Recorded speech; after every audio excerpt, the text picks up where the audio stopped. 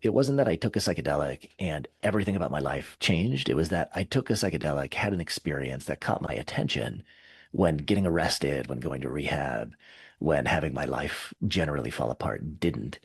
And there's a way to cultivate my attention, to cultivate my mind and my presence and my relationship with reality in a way that can bring me happiness. There's a power that's available to me as a human being. Welcome back to the Power and Purpose podcast. I'm Vanessa Soul, your host. Thank you so much for investing your time and your energy here. I really do appreciate it. I'm super excited for today's episode. We have Clay Ikes here. He is a psychedelic-assisted therapist and founder of Clayton Wellness. He supports individuals in aligning with meaning and purpose and the divine through therapeutic and spiritual practices. Clay, thank you so much for being on the show today.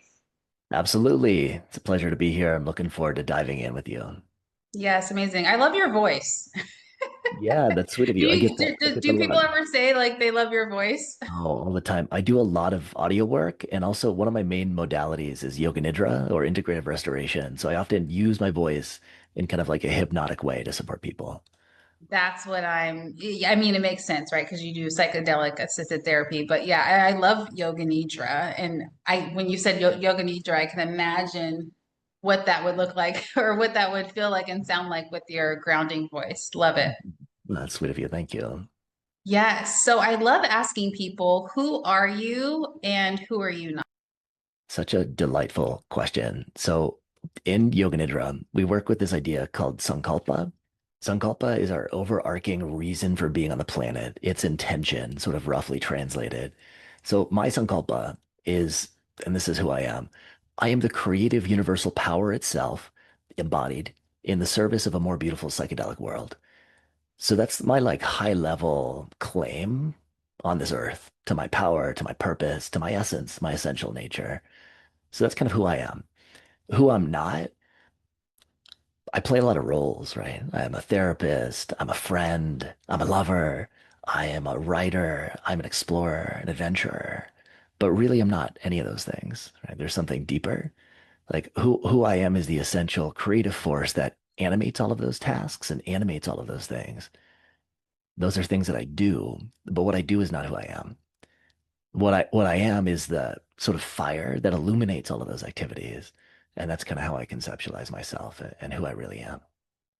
That was beautiful. Thank you for sharing your perspective. I love that. Yeah. So good. So let's talk a little bit about your journey before we talk about all the amazing work that you do. You went from addiction to alignment. What was that like? And when was that? How long ago was that?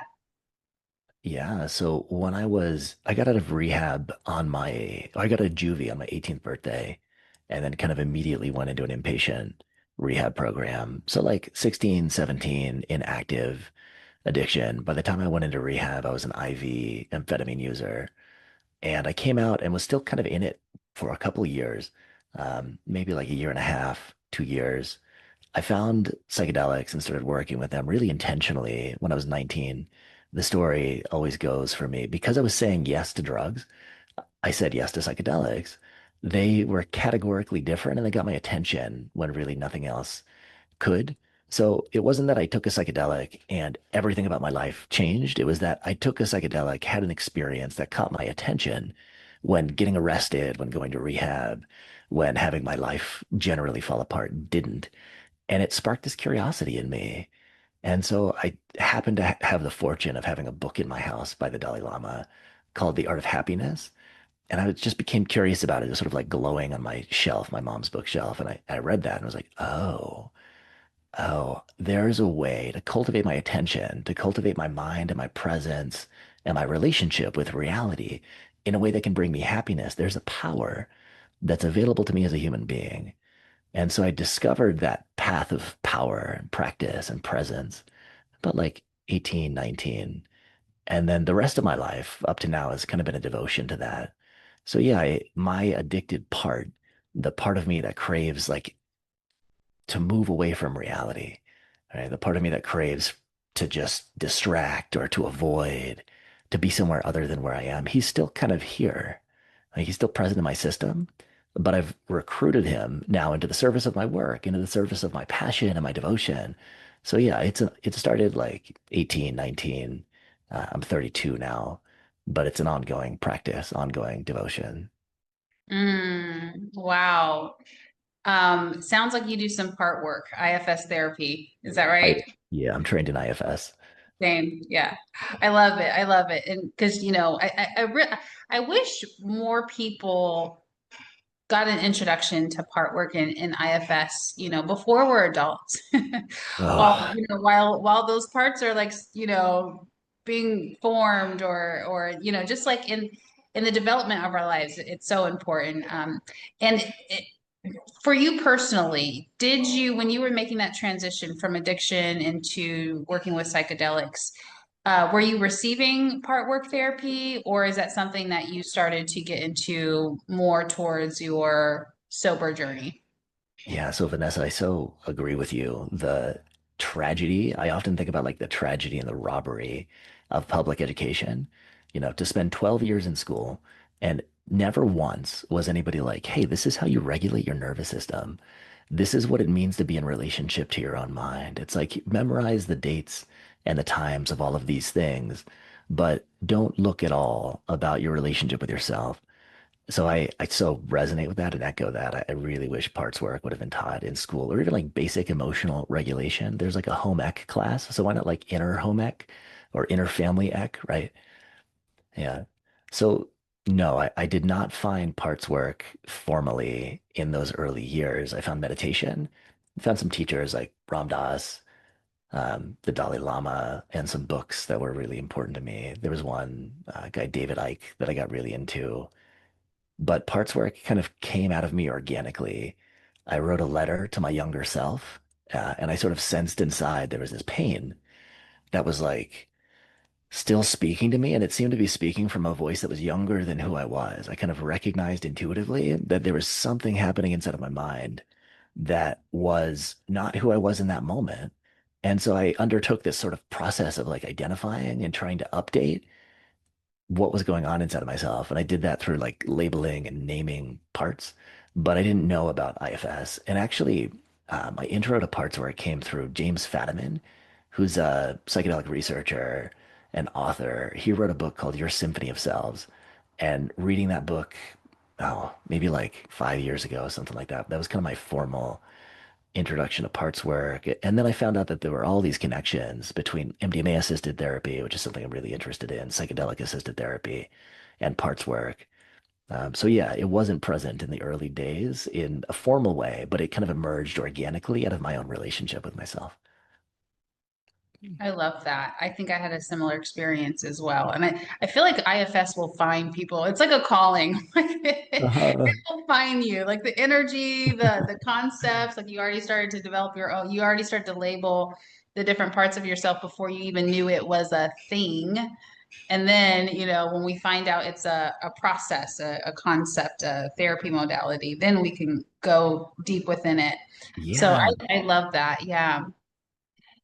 So, what is psychedelic assisted therapy for anyone who may not have like a clear understanding of what it is? I think it's become a lot popular in the last, which is I think is a good thing, in the last 5 or 10 years. And so sometimes people mention it and they may not understand like what it is. Yeah, so psychedelic assisted therapy is the formal use of certain compounds in the treatment of both mental health disorders and pathology, what the clinical world would call pathology, as well as there's another aspect or branch of it that I don't think it's talked about often enough, which is life maximization.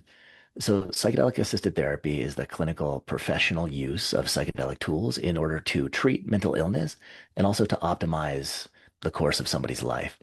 There are phases or stages of psychedelic assisted therapy, pretty much no matter what medicine you use. One of the big things to know is that there's a big difference between psychedelic assisted therapy and psychedelic treatments.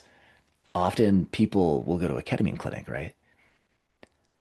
And at the ketamine clinic, they will sort of lay you down, blast you off with a high dose of ketamine, and then return. That's really common. And there have been a lot of prescribers who have been incentivized financially, functionally, to start ketamine clinics.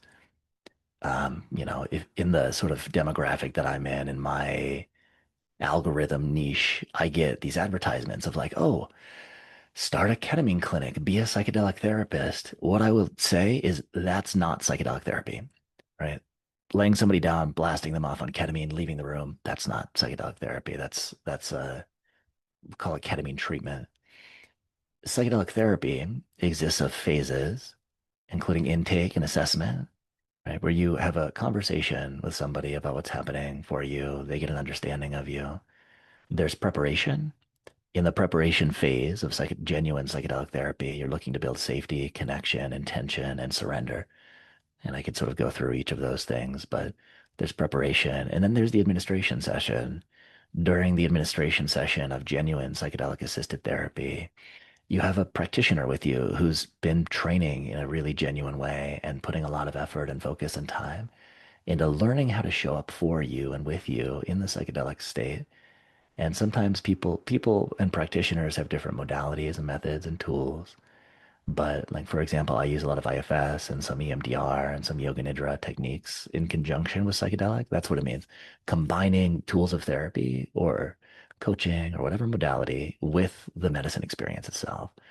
And so that's what's happening. You have a person who's with you in a very focused, centered, dropped in way, working with anything that arises, using the perspective, right? And the potency and the power and the clarity of a psychedelic experience to actually turn back towards what's happening in your life and consciously work with it. And then there's integration following the experience. So that's kind of the arc of psychedelic therapy and what it is in total. Thank you for explaining that so beautifully.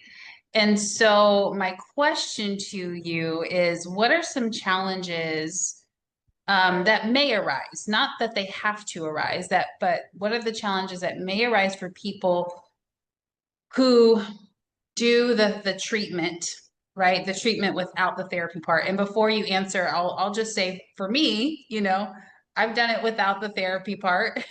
So my challenge was getting stuck in loops.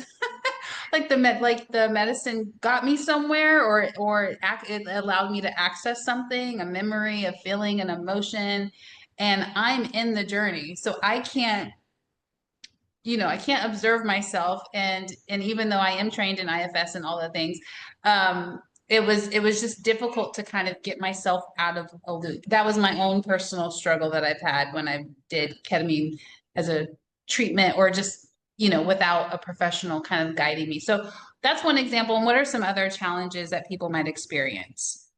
Yeah. So like you mentioned, if you get to a difficult place psychologically or emotionally, even sometimes if you have the tools, without the anchor of another person, it can be hard to like navigate those waters. I'm going to speak really generally. One of the wounds of our culture is sort of this toxic individualism, this sort of sense of like, I'm going to do it all by myself, or it's only the medicine, right? Yeah, this is deeply woven inside of me too. And so the sense of like, oh, okay, cool. It makes sense logically that I would go into a room and I would take this medicine and have this experience. But do you know the difference in feeling? Like when you walk into a party and you don't know anybody and you're just sort of alone and you're with yourself versus the feeling, the sensation, the emotion of walking into a room and being seen and known and felt and heard deeply and having somebody inquire into you. There's a supportive, emotional, psychological field that's created by another human being. And you can go into a journey space without that field, right? Without that, but you're literally like floating alone through the ocean of the unconscious mind. And it's really my sense that like as human beings, we're not supposed to do that. It's not woven into who we are. Every culture that's worked with these medicines has worked with them in groups and in community and relationship to other people. And the idea that we could go and be like alone is representative, not of any like clinical knowledge, but I think it sort of represents this toxic individualism. So really the main sort of risk, and there are things that spin off of this, but like the seed, the core of it is amplification of the things associated with toxic individualism, feeling alone and unsupported and unseen, unheard, Like you have to deal with what's happening with you by yourself. Um, and there are lots of specifics that come from that. I've seen people spin out in all sorts of ways, endorse ideas and beliefs about themselves and the world that if only somebody was there to sort of be with them and inquire into that in a self-led, compassionate way, maybe they wouldn't have to hold that. So that's what I would say. I mean, there are lots of specifics, but it's like the reinforcement of sort of a toxic individualism.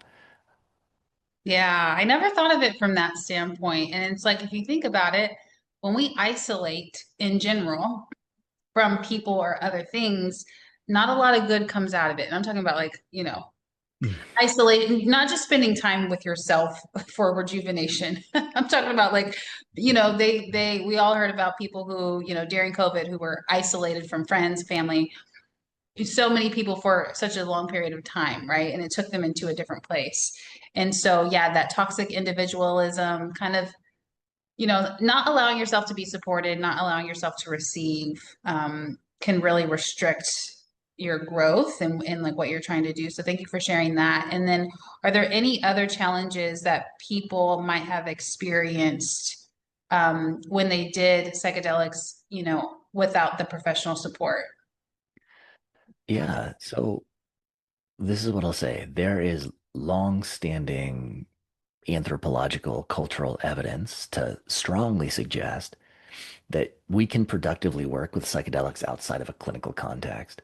People who are very for the medicalization or the therapization of psychedelics, which I am one of those people, my professional career is built on supporting people through a psychedelic experience. And what we know naturalistically is that most people who work with psychedelics in any context and in any container don't tend to have major difficulties, right? It's like 3%, maybe 3, 4% of psychedelic experiences historically outside of clinical context based on epidemiological data, like large population surveys and studies, shows us that these are pretty well tolerated medicines. But that doesn't mean that there are no risks, right? So I'm not opposed to sort of recreational, self-therapeutic, self-optimizing psychedelic use. And most of my life, that's been my relationship with these medicines. And for certain people in certain times, there are risks. Like you can get stuck in loops that amplify your negative thinking. You can encounter situations or circumstances that can be physiologically dangerous. Sometimes we forget that fire is hot and water will drown you, right? And electricity works. There's sort of a relationship with reality that can get skewed a little bit. Psychedelics are amplifiers. And so the question that I always want to know before taking a psychedelic or inviting somebody to take somebody a psychedelic is the current state that you're in psychologically, emotionally, something that you're ready and that you have the capacity to amplify and move towards right now? I mean, one of the dangers that's a little more subtle is like getting something worked into your mind that doesn't really serve you, actually intensifying a belief or intensifying a fear. That can happen. It is possible to have a psychedelic experience. It's not dangerous or bad or traumatic, but that does sort of bring you into touch with fear or a challenge or something about yourself or the world that you struggle to work through by yourself. That's one of the big dangers, encountering something that you're not prepared to encounter. Yeah, that's so important because that can almost be like a micro trauma, right? Possibly. Yeah, I mean, this word of trauma, like trauma is an interesting culturally bound concept. We are very focused on trauma as Westerners, and I work as a trauma therapist and practitioner. Trauma is very real. And the idea of like trauma versus growth, like when is it a trauma that challenges us and permanently makes us weaker or temporarily brings us into a place of sort of place where we need to heal? Versus when is it something that we encounter that brings us more into our power, more into who we are? And sometimes a psychedelic experience, if there's not an external thing, right? Like this, it's this idea of bad trip versus difficult experience, right? And so bad trips are very different than difficult experiences. Bad trips are actually pretty rare, but difficult experiences are pretty common. So a difficult experience, mhm. Oh, did you have something? Uh-huh. A difficult experience is when you encounter something internally that's psychologically or emotionally challenging. almost universally in my experience with clients and with myself, when that happens, when I encounter, oh boy, I've encountered horrific internal content, things that are just unbelievably horrific and challenging and frightful and terrify me to the outer edges of the dark cosmos. Those are difficult experiences. And pretty much universally, when I or my clients or the people that I work with or people that I know encounter those, it's this unbelievable opportunity for growth and expansion. In the space of the darkness that's made, we shine brighter. And so sometimes when we encounter this horrible darkness, it's like I describe it sometimes as like a psychedelic experience can be like an iceberg moving through a valley. And instead of hundreds of thousands of years, it happens in like 8 hours. This thing, like, oh, it's horrible and it's wretched and it carves you out. But then when it's over, there's more space inside of you, right? And that space becomes a place into which the sort of flowers of your life can grow and bloom. It becomes reforested. So the darkness is an opportunity. Those are difficult experiences, incredibly valuable, incredibly helpful to encounter the darkness so that it carves us out. And then there are bad trips, which are typically like, you know, if you get in a car wreck while you're tripping on a psychedelic, that's a bad trip, man. I'm not going to say there is difficulty there. There is some growth, but I'm not going to try to do the love and light spiritual glossing over of like, oh, well, I'm not going to immediately jump to that. I'll say like, that was bad. That sucked. But those are external things that happen and they're pretty rare if you set it up in the right way. Yeah, yeah. Thank you for unpacking that. Does therapy in this space, in the psychedelic space, does it bridge spirituality, psychology, and purpose? Uh-huh. Certainly. And it's something that we're working on all of the time. So one of the fascinating things about psychedelic therapy today, the way that I view it is we're sort of existing in this, I call it brackish waters. So we have these two fields of information. We have the field of materialistic Western science, which is beautiful and valuable. I sort of think of that field of information as like a river, freshwater river flowing. There's a particular directionality. There are boundaries and banks of the river. There's a depth. Typically, we can like see across it. We know the river. We can measure the river. We have a deep relationship with the river. Our Western culture honors and values and sees only the river because that's where we live. And then there's this other world, which I sort of metaphorically described as the ocean of animism, the ocean of spirit, right? The ocean of a relationship with the divine, this sort of place, and maybe we call it spiritual, or maybe some people call it new age in certain religious traditions and certain animistic and indigenous shamanistic traditions. These are the waters that they swim in. That's the ocean, boundless, measureless, right? Sweeping, expansive.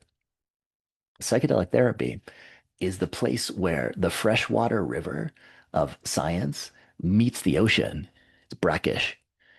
And we're seeing this kind of speciation where there are freshwater species who are the researchers and the clinicians and the academics and the scientists.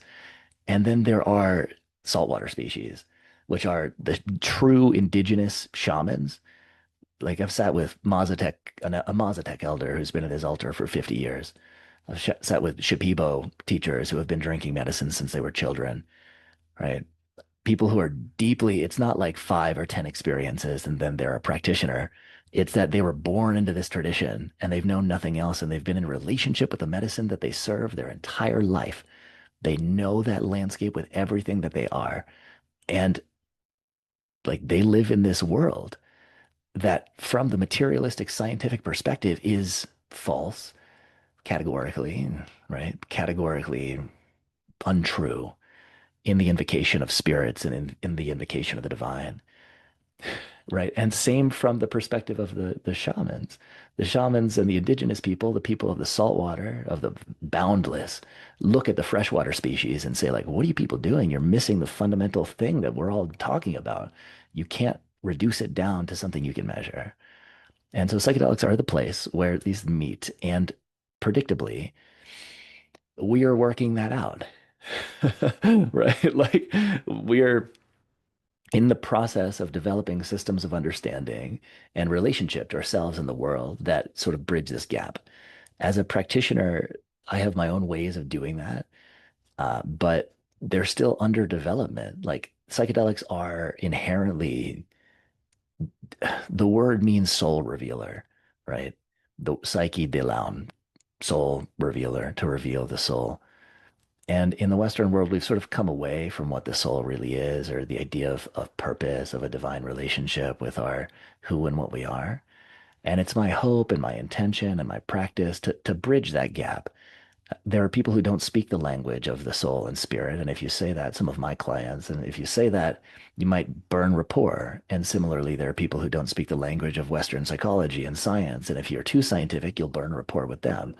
And so there's this like very interesting dance of building a bridge depending on who you're talking to. So the answer to your question is like, yeah, there psychedelics inherently invoke a divine relationship. We have tools like the mystical experience questionnaire, and we know that the intensity of somebody's experience of the mystical on a psychedelic is predictive of the therapeutic efficacy, right? So, like, we've been able to measure that your experience of a relationship with the divine, we call it the mystical experience or the numinous, timelessness, boundlessness, being connected to everything that is, identity with everything that is connected inextricably to the reductions in anxiety, depression, PTSD, right? The clinical outcomes that we're seeking through therapy. So yeah, they're tightly embedded, and there are efforts on both sides to remove one from the other. But I think that we're seeing sort of a synthesis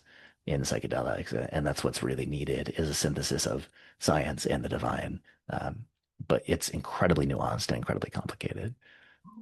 Yeah, it's layered, it's not simple, but it's so potent and powerful. And I think of it just as we have to expand our awareness beyond our immediate reality or beyond the ego self. Like, yeah, I think, I'm a little different. I think the ego is an expression of our soul.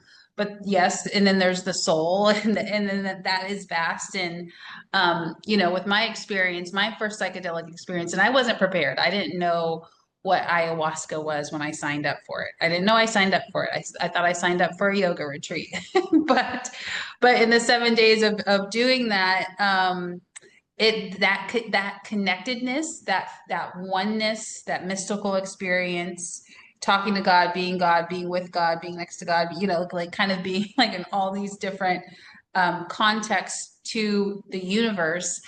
That was the thing that really allowed me to do a complete 360 with my lifestyle at that time, right? Going from something very intense. I was doing sex work for 10 years, but coming home and coming out of that, like I completely just stopped everything cold turkey.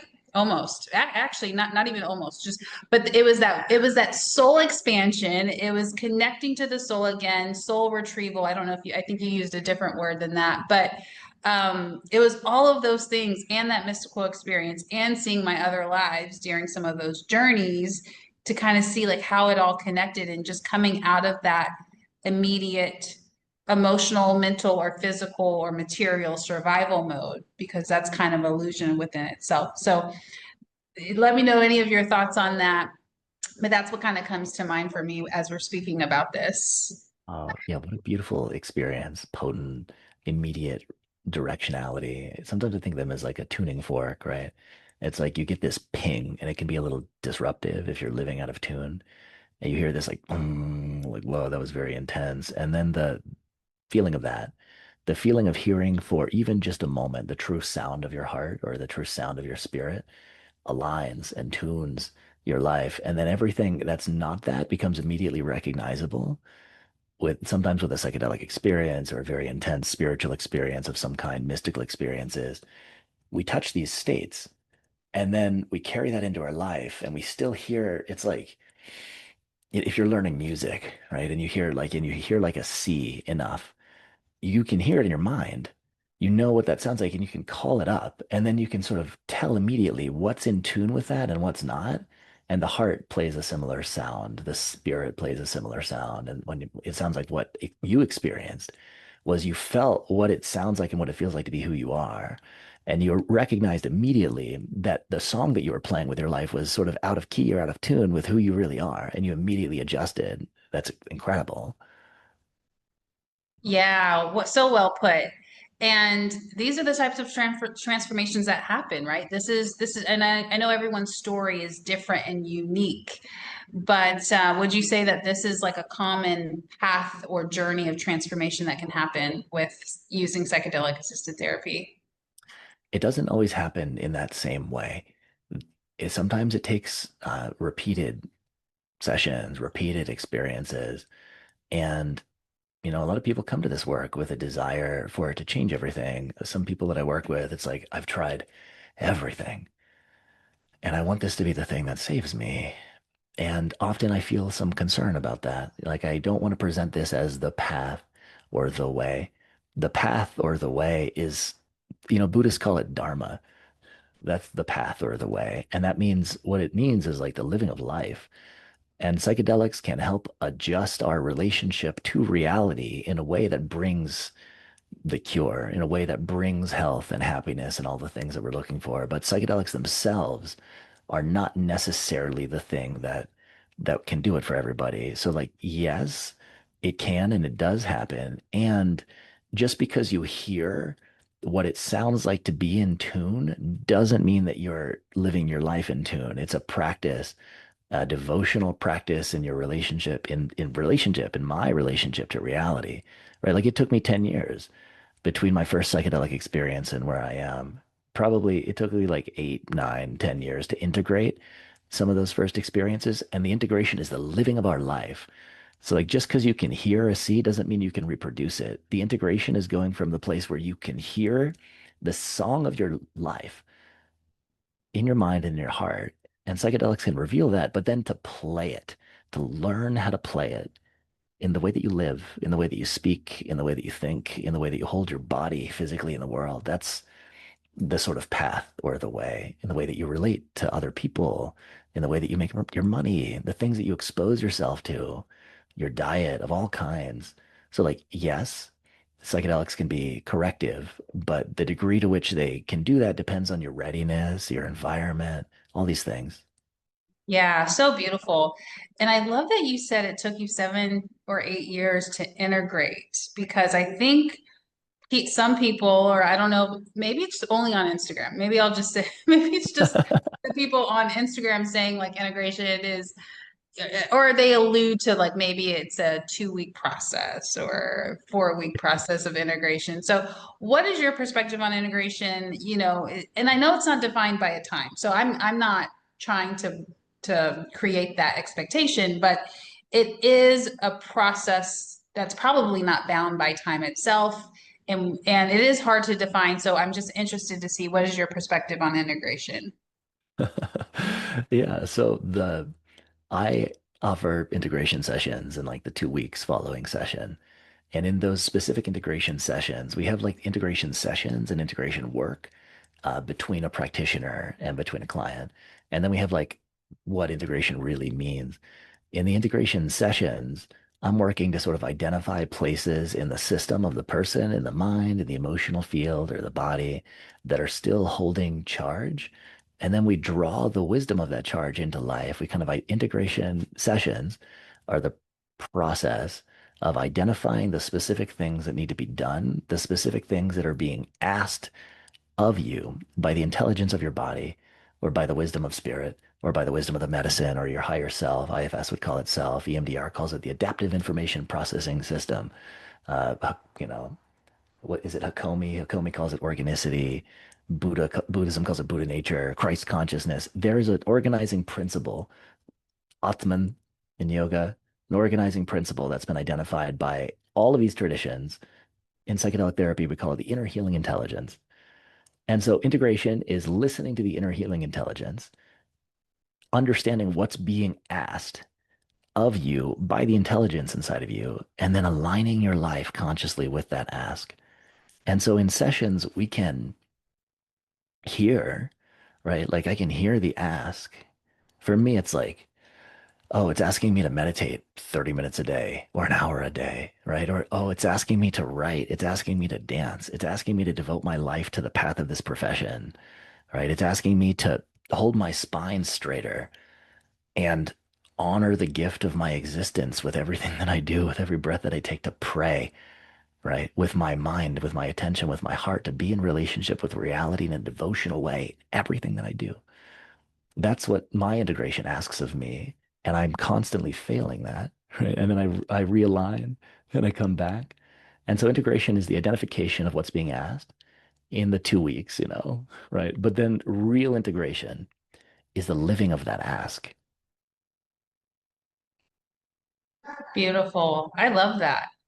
I love that you're phrasing it as a ask, like, because I think I think it happens so automatically. Sometimes people just bypass it, or but if we have more awareness, like your integration is asking you to do a 30-minute meditation a day or a week or whatever it is, you can kind of catch it. I also have failed at integration many times and then realigned and then learned and then made it like a standard, right? Like then I really understood, like, this is just what I need. This is like bare minimum basics. Like, this is what my soul needs in order to thrive here. Right. And what you said is so important. Like we miss it. It's important to say we miss it. And that's what it means to be a human being. That's what it means to be on this path of growth and development and learning and understanding. We forget. We are forgetful beings. We are beings who move away from what we know to be our truth. And that's a part of it.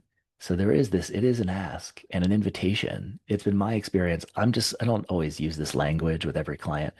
I call it spirit, for lack of a better word. Like I'm in relationship with that thing that I call spirit.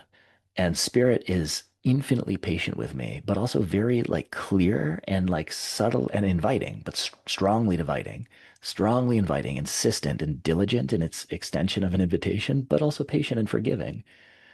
Like so we fall away from the things that are asked of us. We fail to play in tune, and that's a part of the learning process of developing ourselves. So like there is this insistence, like this is for me in my relationship with reality and the divine. I hear this like, oh please, we so hope that you tune the instrument of your being so that you can play the true song of your heart before you leave your body. We so hope you do that. And we love you regardless. We love you in your failings. We love you in your laziness and your apathy. But we strongly invite you. You are strongly invited into more, right? Into the living of your heart while you still have this body. That's kind of how it sounds for me. I love that. That's beautiful. And I have so many people who listen to this podcast who are conscious entrepreneurs, spiritual entrepreneurs like yourself, like me. And so, what ways or how do you kind of see this play out uh, for others, in regards to leadership in business? How can it support someone in stepping into their authentic way of leadership or business, if at all? Yeah. So the question about leadership or business is, where is it coming from? Like what is the thing inside of you that's compelling you into the leadership or compelling you into the business? Because if it's anything other than like pure service and devotion and love, it's going to be off key and that's going to be felt by everybody who receives it. They may not articulate that, right? But it's like, how aligned are you with your own truth, your own intention? Do you understand your intention, your service, and your purpose? And is your leadership an expression of that service and an expression of that purpose? Or is it coming from one of those wounded parts that needs to be loved and recognized and needs to be seen as? That's one for me. Like, when am I acting or speaking because I need to be seen as smart, intelligent, capable, articulate as a result of the wounding that I experienced as a young person? When am I acting as a need to have money or success because I think it will bring me happiness? In the meantime, forgetting that it's actually my pursuit of that thing that's robbing me of the divine happiness that's available in every moment. Right. So Right. that's the thing for me. It's like, where is it coming from, truly, really? Like when we're serious, Is it wounding or is it service? That's kind of the question. Is it a part or is it self? Is one of the ways that we can put it. Yeah, and I mean, it's an effective question.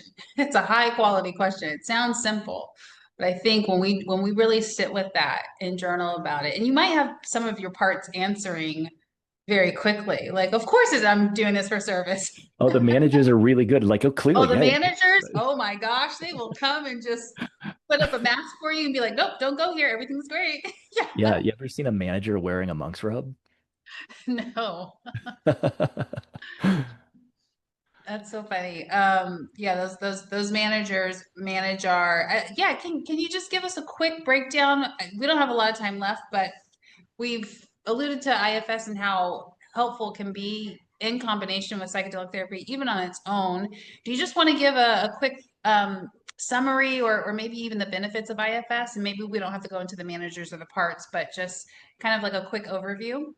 Oh, sure. Yeah. So IFS is internal family systems. It's a therapeutic modality that capitalizes on a system of philosophy known as multiplicity. Multiplicity as a system of understanding does not belong to IFS. Multiplicity says that the nature of the mind is many, that inside of the vehicle of us, there are many passengers. And in certain moments, certain passengers take over the wheel. They're in charge. They're fronting the system. So shamanism sometimes presents this as like spirit totems or spirit possession. There are different systems that sort of hint at this understanding. Internal family systems is the process and the practice of identifying the internal voices that are speaking in any given moment, building a relationship with those voices, healing their pain, understanding where they're coming from, really like parenting, loving, serving our own internal system as we seek to serve the systems of others outside of us. And then eventually identifying the most calm, clear, compassionate, courageous, confident, present aspect of us and working internally so that that one can be in the lead. Yeah, so it's the intentional kind of process of understanding who's driving at any given point, the recognition that there are many of us inside. There are many versions of us. It's baked into colloquial language. A part of me wants this, a part of me wants that. A part of me feels this, a part of me feels that. So all multiplicity in IFS is the formal practice and process of working with those parts in a way that brings harmony and coherence and cohesion and agreement and understanding to what's happening inside. Beautiful. What a great way to kind of give us an overview of that. So good. What are some spiritual embodiment practices? Something that's super practical that someone might be able to do on a daily or weekly basis. Do you have any? Sure. So the most powerful practice in my life has definitely been Vipassana meditation, long periods of sitting practice.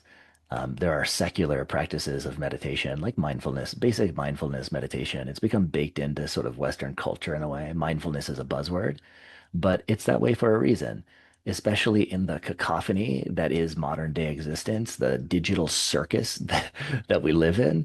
To be able to cultivate the capacity to focus your attention for extended periods of time, to return to your breath in a way that's compassionate and clear, it's the most simple thing that exists and one of the most powerful. Often we're seeking like, oh, I want the 10th chakra activation or I want the like Kundalini awakening. Sit and watch your breath. And when the mind drifts, return and do that consistently. That's one of the most powerful things. Yoga Nidra, I'm a Yoga Nidra teacher. And so Yoga Nidra is a really powerful way that we can de-stress. Sometimes in clinical circles, it's called non-sleep deep rest. But the yogi, Swami Satyananda Saraswati, who introduced Yoga Nidra to the West, he described it as like reducing the allostatic load. So that stress that we feel that causes disease and disharmony in our lives and in our relationships, Yoga Nidra is one of the ways that we can consciously rest. And in a deep way, Swami Satyananda said that an hour of Yoga Nidra equals 3 hours of sleep, right? Yeah, super Amazing. powerful. And it's a way that we can, so if people work with intentions, if people work with affirmations, Yoga Nidra is one of the ways that we can access the deeper layers of the unconscious mind and plant the seed of an intention into the actually fertile soil of the unconscious mind as opposed to just repeating it in the arid, dry, conscious mind.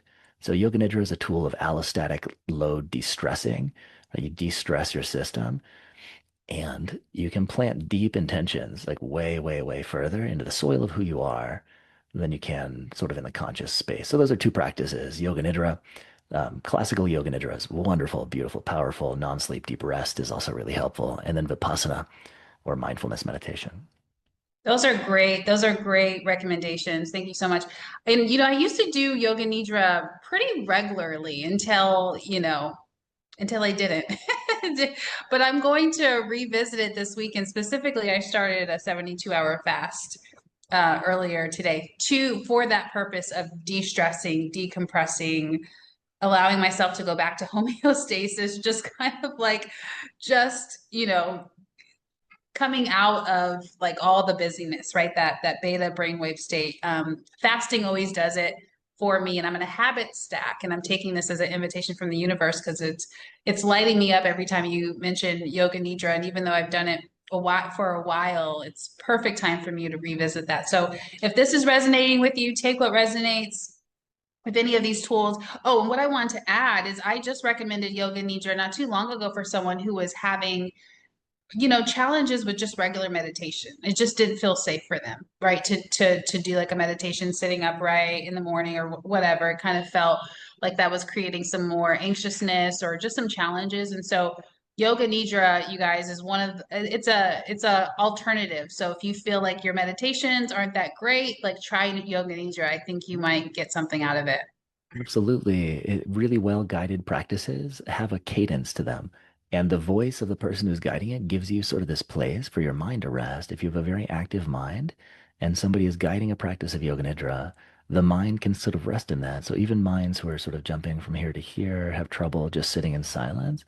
It's a really wonderful practice to sort of calm and tame the mind. And there are tons of really good practices on, what is the name of that app? It's Insight Insight, timer. Insight Timer. Yeah, lots of my teacher has some practices on there. Richard Miller has some practices there that I highly recommend. Even just punching in like Yoga Nidra, iRest. Yeah, really wonderful practice. So good. So good. Well, thank you so much for your wisdom, your energy, all of your insight. You guys can connect with him on his website, Kekion Wellness, Kykeon, I'm sorry, KykionWellness.com. That's spelled Kykeon wellness.com. Also in the description, just go there. The link is there along with his Instagram. And Clay, do you have a powerful offer or a way to work with you that people can know about? Yeah, so probably the offering that I have right now that that I love serving, and that I feel like gives the most benefit to the clients that I work with. I'm Colorado's first licensed natural medicine clinical facilitator. So I'm legally licensed by the state to do psilocybin assisted therapy. And my individual psychedelic assisted therapy container is sort of the thing that I would offer or recommend. It's a very unique thing that I get to do. And I also have group containers, small group psychedelic assisted therapy containers. Amazing. So good. All right.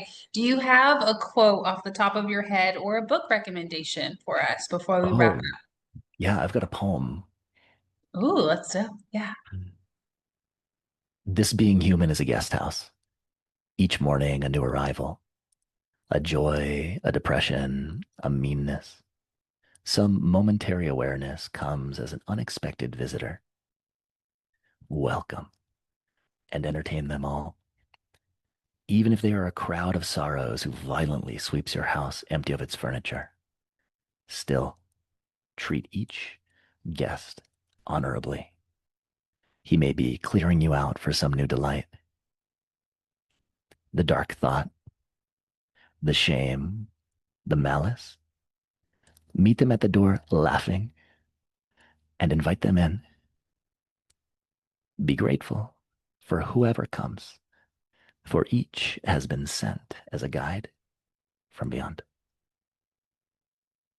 That's Rumi, the guest house.